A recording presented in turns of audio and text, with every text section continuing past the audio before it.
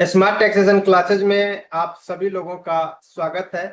आइए शुरू करते हैं हम लोग आज का क्लास को स्टार्ट करने से पहले आप सभी लोगों से मेरा एक छोटा सा रिक्वेस्ट है कि अगर आप लोग हमारे चैनल पर नए हैं तो प्लीज मेरे चैनल को सब्सक्राइब कर लीजिए, साथ ही बेल आइकन भी प्रेस कर दीजिए ताकि जब भी कोई भी नया वीडियो हम अपलोड करें उसका नोटिफिकेशन आपको मिल जाएगा। अक्सर यह देखा गया है कि बहुत सारे बच्चे को एचएसएन कोड के लेकर के कंफ्यूजन रहता है। एज ए एग्जाम्पल, अगर किसी बिजनेस का टर्नओवर है 10 करोड़, तो उन्हें ये मालूम नहीं होता है कि इसमें कितना डिजिट होना चाहिए एचएसएन कोड। या फिर आप ऐसा कहें, अगर किसी का टर्नओवर 2 करोड़ है तो उसमें एचएसएन कोड का क्या मैंडेटरी है, उसमें देना चाहिए या नहीं देना चाहिए। अब कंफ्यूजन उसे ये होता है कि देना तो चाहिए बट वो दे नहीं रहे हैं रिटर्न में, तो उन्हें ये लगता है कि क्या हम गलत कर रहे हैं और उन्हें सही जानकारी है भी नहीं। तो आप इस वीडियो को शुरू से लेके लास्ट तक देखिएगा, आपका जो भी कंफ्यूजन है वो सारा कंफ्यूजन दूर हो जाएगा आपका। तो सबसे पहला क्वेश्चन ये है मेरा कि एचएसएन कोड जीएसटी में कब मैंडेटरी है और किन के लिए मैंडेटरी है। तो यहाँ पे सबसे पहला है कि अप टू 5 करोड़। अगर आपका कहां तक है अप टू 5 करोड़ और B2B सप्लाई कर रहे हैं आप, तो आपके लिए एचएसएन कोड मैंडेटरी है। आप सपोज कीजिए कि एक मिस्टर राम है, उनका एक बिजनेस चल रहा है और जो उनका टर्नओवर है वह कितना है 3.5 करोड़, मीन्स 3.5 करोड़। तो अगर वह B2B सप्लाई कर रहे हैं, जो मिस्टर राम है उनका बिजनेस में B2B सप्लाई हो रहा है, तो उनके लिए एचएसएन कोड मैंडेटरी है और वह कितना डिजिट का है 4 डिजिट का, राइट। अब इसी का अपोजिट चलते हैं कि एक मिस्टर राम है, उनका टर्नओवर कितना है 5 करोड़ तक ही है, बट उनका जो सप्लाई है वह B2B का नहीं है, ओनली फॉर B2C का है, तो उनके लिए मैंडेटरी नहीं है। अब इन्हीं का एग्जांपल लेते हैं मिस्टर राम का कि उनका एक बिजनेस है, वह B2B भी और B2C का दोनों का सप्लाई करते हैं, तो उनके लिए मैंडेटरी है बट ओनली फॉर B2B के लिए। जैसे as a example 3.5 crore turnover में वह 50,000 जो है B2B का सेल करते हैं और रेस्ट अमाउंट B2C को करते हैं, तो उन्हें जितना वह B2B को सेल किया है उतना का उन्हें एचएसएन कोड देना पड़ेगा अपने रिटर्न में और वह उनके लिए मैंडेटरी है। अब चलते हैं जिनका टर्नओवर 5 करोड़ से एबव है, उनके लिए B2B and B2C HSN code mandatory है। कितना डिजिट का 6 डिजिट का। अब सपोज कीजिए कि मिस्टर राम का बिजनेस इंक्रीज कर गया और उनका टर्नओवर हो गया 7 करोड़। अब उनके लिए क्या है ना, चाहे वह B2B को सेल करे और चाहे वह B2C को सेल करे, उन्हें दोनों में कितना देना पड़ेगा 6 डिजिट का कोड देना पड़ेगा और वह मैंडेटरी है। बहुत सारे लोग B2B मतलब और B2C का मतलब नहीं समझते होंगे। तो B2B का मतलब होता है बिजनेस टू बिजनेस। अगर आप अपने जीएसटी से अनदर जीएसटी पे किसी दूसरे व्यापारी के जीएसटी पे बिलिंग कर रहे हैं, उन्हें हम लोग क्या कहते हैं B2B सेल। और अगर आप अपने जीएसटी से किसी कंज्यूमर को जिनके पास जीएसटी नंबर नहीं है उनको अगर आप सेल कर रहे हैं तो उन्हें हम लोग क्या कहते हैं B2C। एक और चीज है इसमें कि अगर आप कंपोजिशन स्कीम में हैं, ठीक है, तो कंपोजिशन स्कीम में बेसिकली क्या होता है कि लिमिट ही होता है 1.5 करोड़ या फिर 75 लाख। तो आपका टर्नओवर कभी भी 5 करोड़ से ऊपर नहीं जाएगा। और अगर आप B2B भी सेल करते हैं तो उसके लिए मैंडेटरी नहीं है, राइट, क्योंकि उसमें कभी भी टैक्स का ये होता ही नहीं है, इसीलिए ओनली फॉर वो 1% या फिर 5% जो भी टैक्स देता है वह उसके लिए वही मैंडेटरी होता है। तो अगर आप कंपोजिशन स्कीम में आते हैं तो आपके लिए मैंडेटरी नहीं है। बहुत सारे लोग कंफ्यूजन में रहते हैं कि हम कंपोजिशन स्कीम में हैं, क्या मेरे लिए भी मैंडेटरी है। और अगर आप इंपोर्ट एक्सपोर्ट करते हैं तो एचएसएन कोड मैंडेटरी है, कितना डिजिट का 8 डिजिट का, राइट। इसमें टर्नओवर कुछ भी नहीं देखा जाएगा। अगर आप 1 भी रुपये का इंपोर्ट एक्सपोर्ट कर रहे हैं तो आपको एचएसएन कोड देना पड़ेगा। अब नीचे है इंपोर्टेंट नोट्स। इसमें सबसे पहला है B2C supply business to customer में टर्नओवर अप टू 5 करोड़ वाले डीलर्स के लिए HSN कोड ऑप्शनल है। इसमें क्या है ऑप्शनल, आप चाहे तो दे सकते हैं बट आपके लिए मैंडेटरी नहीं है। अगर आपका टर्नओवर क्या है 5 करोड़ से कम है और आप किसको सेल कर रहे हैं B2C को। सेकंड है HSN कोड का use return filing, E invoicing and E bill बनाने में होता है। HSN कोड का यूज कब होता है?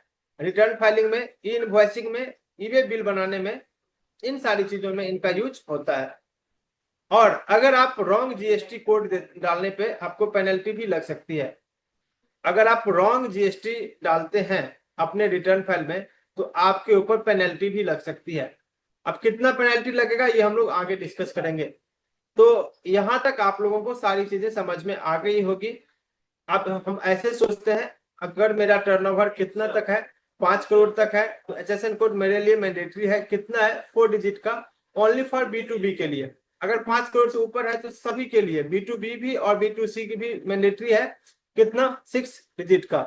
अगर हम इंपोर्ट एक्सपोर्ट करते हैं तो कितना है 8 डिजिट का। इसमें हम मेरा टर्नओवर नहीं देखा जाएगा। ठीक है, अब चलिए हम लोग आगे चलते हैं। HSN कोड क्या होता है? तो यहाँ नीचे है HSN कोड का फुल फॉर्म होता है harmonised system of nomenclature, right. ये एक इंटरनेशनल सिस्टम है जिसमें हर प्रोडक्ट के लिए एक यूनिक नंबरिंग कोड दिया गया होता है। अब देखिए ये ऐसा क्यों होता है कि सपोज कीजिए कि पोटैटो, गवर्नमेंट अगर ये कहेगी कि पोटैटो के ऊपर कितना परसेंट GST है 18%, सपोज करते हैं, वैसे तो ये टैक्स फ्री है बट सपोज करते हैं कि पोटैटो के ऊपर कितना है GST का रेट 18%।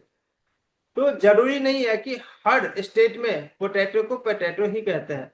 हो सकता है कि किसी अनदर स्टेट में उसका नाम कुछ और हो, किसी दूसरे कंट्री में उसका नाम कुछ और हो, तो लोगों को समझने में दिक्कत होगा। आप इसको दूसरे तरीके से समझिए कि एक ही बंदे का 4 नाम होता है।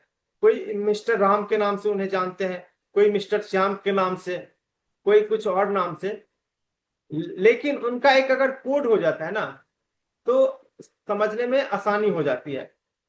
अब नीचे देखिए यहाँ पे ये लिखा हुआ है HSN कोड GST में क्यों जरूरी है। तो सबसे पहले है प्रोडक्ट को आइडेंटिफाई करने के लिए, टैक्स अथॉरिटी को पता चले कि कौन सा प्रोडक्ट बेचा जा रहा है। टैक्स अथॉरिटी को क्या हो पता चले कि कौन सा प्रोडक्ट बेचा जा रहा है। सेकंड है यूनिफॉर्मिटी लाने के लिए, हर बिजनेस से प्रोडक्ट को सेम नाम से ना सही बट सेम HSN कोड से रिपोर्ट करें। देखिए अगर HSN कोड नहीं रहता तो क्या होता है एक ही प्रोडक्ट को हर बिजनेसमैन अलग अलग तरीके से दिखाता। ऐसे में क्या होता है जो टैक्स अथॉरिटी होता है ना उन्हें बहुत सारी दिक्कतों का सामना करना पड़ता कि नहीं इसके ऊपर क्या रेट है नहीं है। बट अगर ये HSN कोड आ गया तो उन्हें समझने में आसानी होगा। उसका प्रोडक्ट का एक्चुअल में क्या नाम है उससे उसे कोई बहस नहीं है। HSN कोड उनको मिल गया तो उनके ऊपर कितना एक्चुअल टैक्स रेट है उन्हें पता चल जाएगा। थर्ड है करेक्ट GST रेट अप्लाई करने के लिए, हर प्रोडक्ट का HSN कोड के बेसिस पे ही GST रेट फिक्स होता है। अगर आप रॉन्ग देते हैं HSN कोड, अगर आप रॉन्ग देते हैं तो आपका GST का रेट भी क्या हो जाएगा रॉन्ग हो जाएगा। ये जरूरी नहीं है, हो सकता है GST का रेट आपका सही हो और HSN कोड रॉन्ग हो, बट आपको ये चीज नहीं करना है, राइट। ये नीचे है उसी का ये टर्नओवर वाली बात आपको समझा दी है किसके लिए मैंडेटरी है। और B2B का मतलब होता है बिजनेस टू बिजनेस और B2C का मतलब होता है बिजनेस टू कंज्यूमर, राइट। और इंपोर्ट एक्सपोर्ट के लिए आपको बता ही दिए थे 8 डिजिट का होता है। और कंपोजिशन स्कीम के लिए HSN कोड नॉट रिक्वायर्ड है और इनवॉइसिंग के लिए भी रिक्वायर्ड है। अब चलते हैं हम लोग कि पेनल्टी कितना है। अगर हम लोग HSN कोड नहीं दिए और मेरे ऊपर अप्लीकेबल था तो 50 रुपया क्या है कि पर इनवॉइस, 25 रुपया CGST और 25 रुपया SGST, ठीक है। और मैक्सिमम कितना है 50,000 पर रिटर्न, मैक्सिमम कितना जा सकता है 50,000 रुपया पर रिटर्न। अब इसको ऐसे समझिए आप कि हमने क्या किया कि 5 इनवॉइसेज में हमने गलत HSN कोड दे दिया या फिर मेरे ऊपर अप्लीकेबल था हमने HSN डिटेल दिया ही नहीं, तो क्या होगा इसमें 2500, ठीक है। हमको क्या देना पड़ेगा पेनल्टी देना पड़ेगा।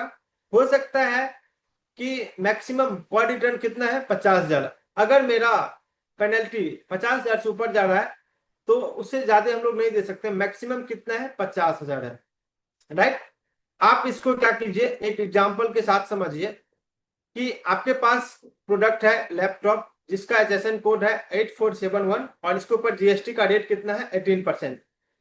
सेकंड प्रोडक्ट है मोबाइल फोन, उसका HSN कोड क्या है 8517 और जीएसटी का जो रेट है वह कितना है 18%। थर्ड है पेन, उसका HSN कोड क्या है 9608 और इसके ऊपर जीएसटी का रेट है 12%। और सबसे लास्ट है राइस, ठीक है 1006 है और इसके ऊपर HSN कोड है 5%।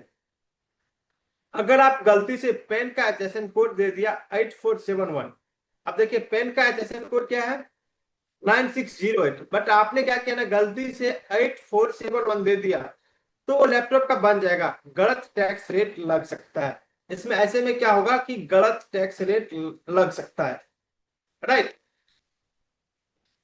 HSN कोड कहाँ यूज होता है, सेल्स इनवॉइस में, ईबे बिल में, GSTR1 रिटर्न में और ई इनवॉइस में।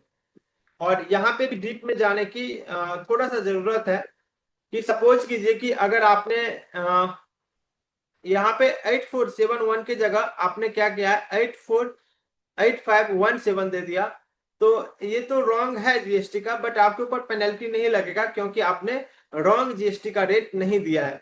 बट आपको कोशिश करना है जैसे ही आपका अगर रॉन्ग रेट होगा, HSN कोड होगा जिसके चलते रॉन्ग जीएसटी रेट पकड़ेगा तो आपको टैक्स पेनल्टी देना पड़ेगा, राइट। तो आज के वीडियो में इतना ही। हम उम्मीद करते हैं कि आप सभी लोगों को ई इनवॉइसेस से संबंधित जो भी क्वेरी था वो सारा क्वेरी सोल्व हो गया है। अगर फिर भी लगता है कि आपके पास कोई भी क्वेरी है और उस क्वेरी के ऊपर हम इस वीडियो में कहीं भी कोई भी चर्चा नहीं किए हैं तो आप हमें कमेंट कीजिए, हम पूरी कोशिश करेंगे आपको रिप्लाई करने का। आज के वीडियो में बस इतना ही। जय हिंद, जय भारत।